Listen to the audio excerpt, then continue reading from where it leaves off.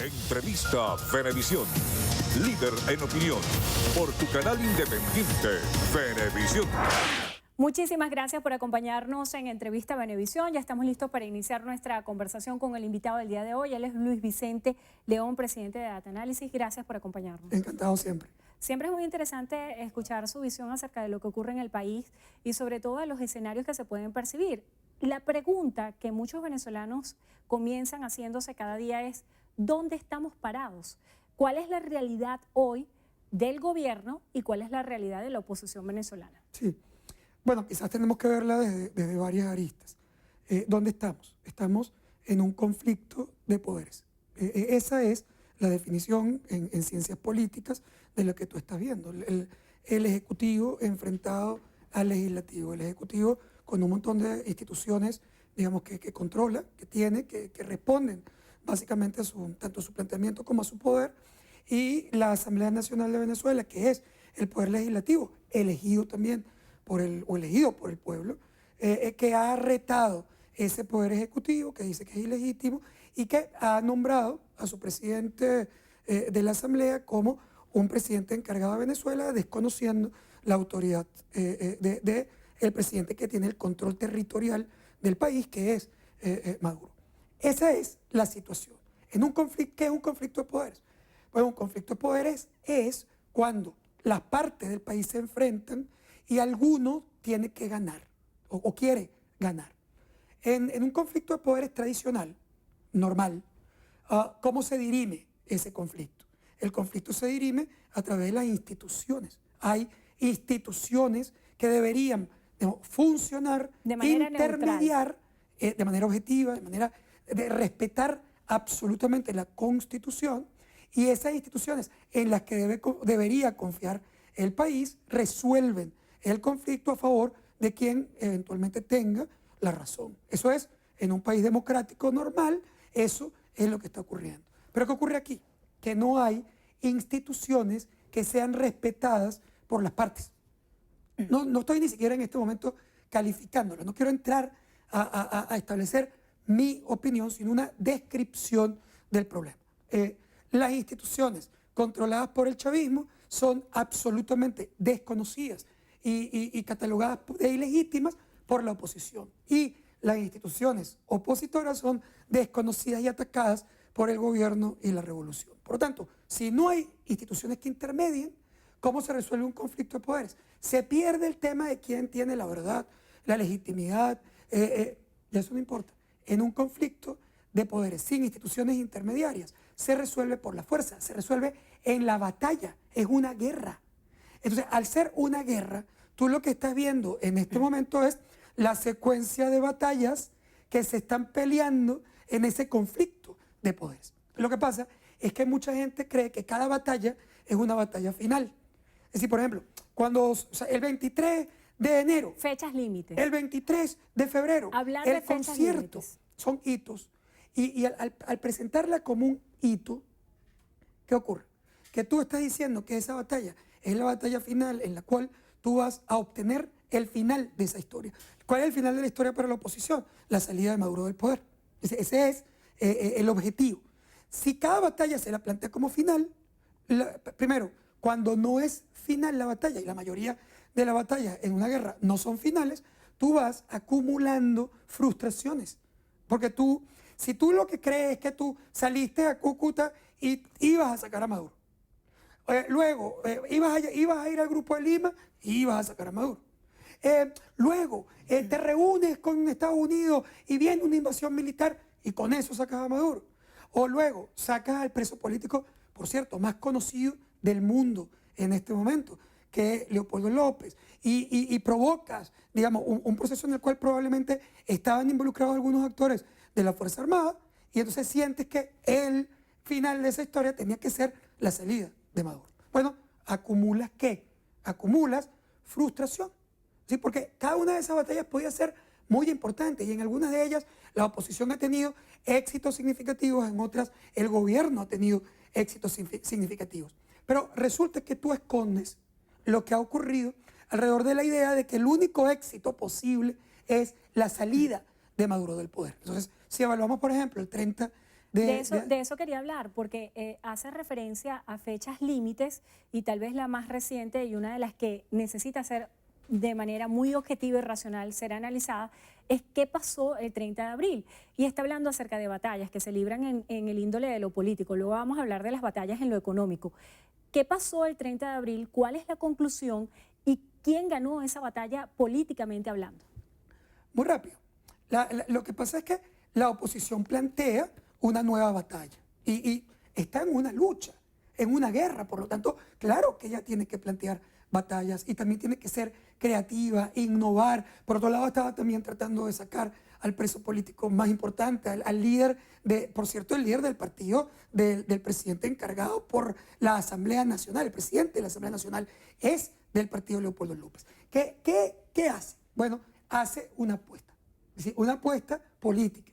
Porque, ¿qué era lo tradicional? Que fuera el 1 de mayo, convocaras una marcha, que la marcha volviera a ser una marcha como las que ya habían ocurrido a lo largo de estos casi 5 meses que han transcurrido desde el momento inicial del 10 de enero. Es decir, que en la marcha hubiera más gente, menos gente, pero que se terminara en su casa, que no pasa nada, y que al final la gente empezara a sentir, oye, seguimos, y no se cumple el objetivo final, con lo cual se puede poner en aprietos la relación entre la base de la población que quiere cambio y el líder, en este caso Guaidó, que está provocando o llamando a ese cambio. ¿Qué hizo? Bueno, buscar una alternativa.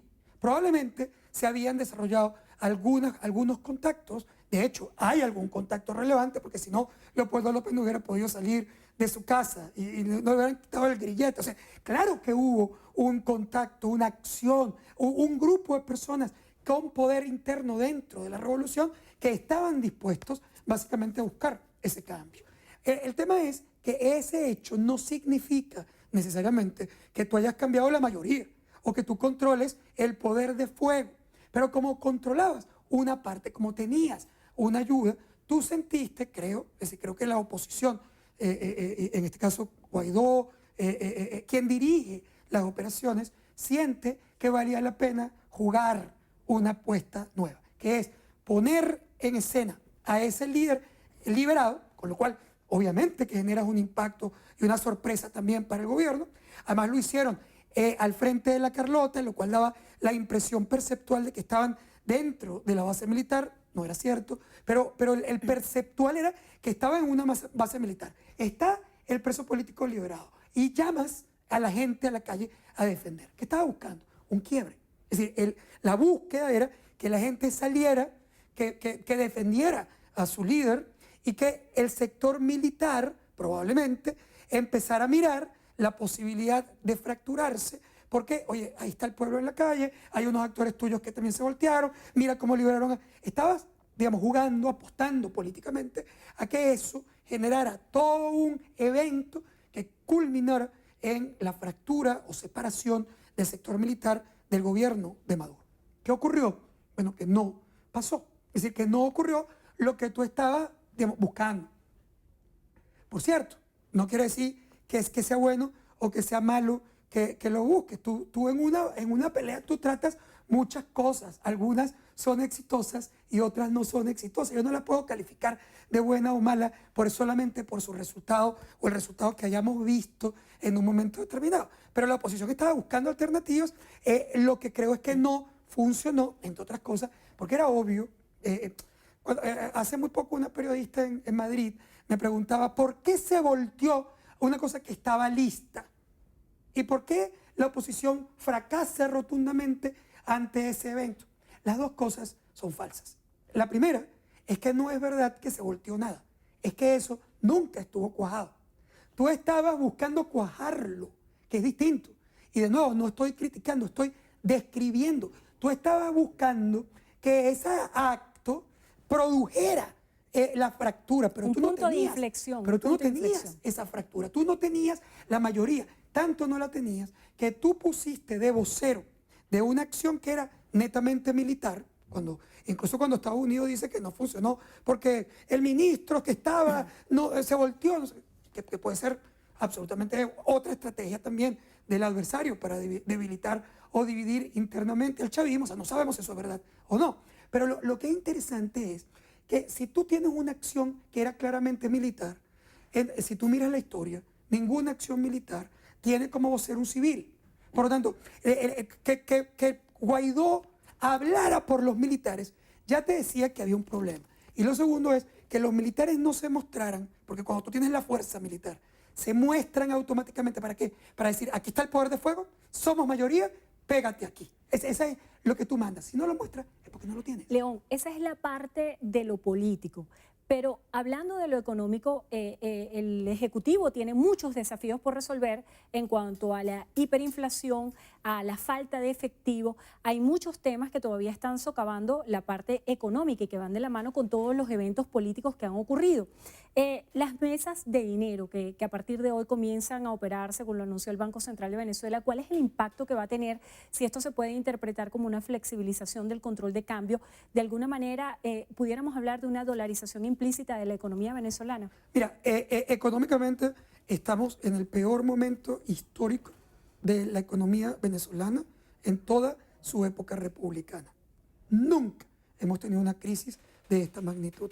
El país ha perdido más del 50% de su Producto Interno Bruto, que significa 50% de toda su capacidad productiva. Somos la mitad de lo que éramos en capacidad hace apenas 4 años. Y lo más probable es que este año fulminemos otro 10 a 20% del PIB, con lo cual hemos batido todos los récords de destrucción, de producción, de valor, de inversión, de capacidad productiva en el país. Es un desastre económicamente hablando.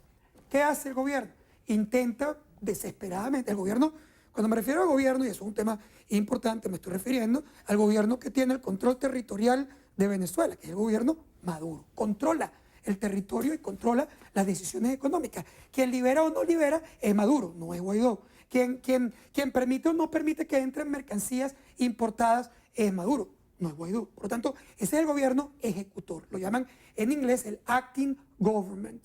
Sin el debate, ni de legitimidad. Yo no estoy debatiendo eso. Estoy debatiendo quién tiene el poder, quién ejerce el poder. Ese gobierno, ejerciendo el poder, se ha dado cuenta hoy, lamentablemente muy tarde, que todo lo que habíamos dicho durante años y muchas veces aquí, incluso en tu programa, es decir, que era indispensable buscar un mecanismo de apertura cambiaria, que era vital abrir la economía, que era fundamental estimular el aparato productivo privado para poder rescatar los equilibrios económicos. ¿Cuántas veces se ha dicho eso en estos años? Y sin embargo, el gobierno se negó permanentemente a la apertura cambiaria. Buscó mecanismos de control. Fue hostil frente al sector privado. ¿Y el resultado cuál fue? La destrucción de la economía. Hoy, el gobierno, en el medio de un desastre económico, empieza un proceso de flexibilización. De facto alguno, por ejemplo, los precios. Los precios están liberados de facto. Si tú vas al supermercado, tú vas a conseguir el precio que sea y de alguna manera la gente fija los precios como quiere, porque si tú no permites como gobierno que fije el precio, simplemente no hay producto, porque nadie puede vender por debajo de los costos de producción. ¿Qué hace con el decreto que tú acabas de mencionar de la mesa de dinero que empiezan a funcionar hoy? Está abriendo el mercado cambiario. O sea, en la práctica, tú y yo podemos operar dólares y se van a operar en un mercado libre, porque al pasar por las casas de bolsa y fijar el tipo de cambio en función de las operaciones privadas, tú en efecto estás liberando el tipo de cambio. ¿Esto elimina el dólar paralelo? Bueno, si hay operaciones y las operaciones son fluidas y el gobierno no interviene esas tasas de cambio, no hay necesidad de tener un mercado paralelo, porque en efecto el mercado se va a fijar. Puede surgir un mercado paralelo, pero muy cercano en términos de precio a ese, básicamente porque hay gente que no va a querer retratarse con su data, diciendo, mira, aquí está mi cuenta en no sé dónde, aquí está. Entonces prefieren operar de manera paralela para no retratar sus cuentas en el exterior y que el gobierno pudiera tener, digamos, control sobre ellas en el futuro. Pero en general, el tipo de cambio, al abrirse, ya pierde el sentido, esos tipos de cambio completamente divorciados. Ahora, ¿eso va a tener un impacto positivo sobre la economía? Positivo, pero irrelevante. Positivo, pero irrelevante, ¿por qué? Porque ya el problema no es la liberación del tipo de cambio. El problema es que tú ahora estás cercado y aislado a título internacional. El problema es que no hay confianza en el país ni en las autoridades monetarias. ¿De dónde vas a sacar los dólares para tú suministrar a ese mercado nuevo abierto, para que tenga digamos, la posibilidad, todo el que quiera comprar dólares en la mesa de cambio, que lo pueda comprar. Es decir, no hay. Es decir, no hay porque no hay confianza. No hay porque no hay confianza en las autoridades. No hay confianza en las autoridades monetarias. No hay confianza en la estabilidad de la moneda. Entonces es muy difícil rescatar equilibrios sin confianza. Por lo tanto, al gobierno todavía le falta la parte más importante para rescatar equilibrios, que es rescatar la confianza. Y mientras la política está en pleno proceso, digamos, de conflictividad, es muy poco probable que la economía responda en positivo. En ese escenario de conflictividad que hace referencia, que impacta no solamente lo económico o lo político, sino también lo social, hay tres palabras que están en la mente de los venezolanos, pero con algunos recelos. Diálogo, acuerdo, negociación. ¿Qué se espera y qué es lo que refleja el último estudio de Data Análisis en este sentido, cuando muchas personas tal vez ven el diálogo con resistencia por las experiencias anteriores que se han vivido y que tiene mucho que ver con el tema de la credibilidad, que también hacía referencia? Sí, la mayoría de la población quiere que se resuelva el problema venezolano en paz, que se resuelva básicamente, incluso electoralmente, en una elección competitiva, en una elección donde se pueda expresar y se respete la opinión ciudadana. Ese es su deseo. El problema es que ha perdido la esperanza de que ese deseo se pueda cumplir pacíficamente. ¿Sí? Su deseo sigue siendo el mismo: paz, elecciones, democracia. Ese es el deseo contundentemente mayoritario del venezolano. Pero cuando tú le preguntas, ¿crees que se puede producir un diálogo o crees que se puede producir una negociación que nos lleve a esa solución pacífica, acordada o electoral? Entonces hay un una apatía total sobre el tema, pero además hay una desconfianza en que eso pueda ser la solución del problema. Cuando hay desconfianza, entonces la cosa se complica. Porque si tú le hablas ahorita de diálogo, el diálogo es como una mala palabra. Si tú le hablas de negociación a la gente, te dice, ¿pero qué negociación? Si estuvimos en República Dominicana, se hizo todo y el gobierno se burló de la oposición. Van a ir otra vez, van a caer otra vez en lo mismo. Ese es el sentimiento. Cuando tú cambias incluso la semántica y ya no le preguntas de negociación y diálogo, sino que tú le preguntas por el acuerdo. Acuerdos políticos para resolver cosas y resolver problemas, entonces tiene más de 50% de aprobación. ¿Por qué? Porque la gente en efecto entiende, incluso la oposición, el 30%, nos está diciendo que ella también entiende que va a tener que tener acuerdos para resolver el problema. Cuando decía que estaba buscando acuerdos con Padrino, sean ciertos o falsos. Cuando decía que estaba buscando acuerdos con Michael Moreno, sean ciertos o falsos, porque pueden estar inventados. ¿Pero qué te está diciendo? Que para resolver su problema, ella partía de la necesidad de buscar acuerdos políticos con actores, en este caso militares y de justicia, que le permitieran abrir un camino para resolver el problema y producir un cambio de gobierno. Y eso no es un acuerdo. Es decir, el que te está atacando la negociación te está diciendo que su éxito depende de tener acuerdos políticos que vayan hacia la solución del problema. Por lo tanto, todo va a pasar por acuerdos y vamos a llegar a ese proceso. Muchísimas gracias por estar con nosotros hoy en Entrevista Venevisión. Luis Vicente León, presidente de Data Análisis. Gracias por acompañarnos.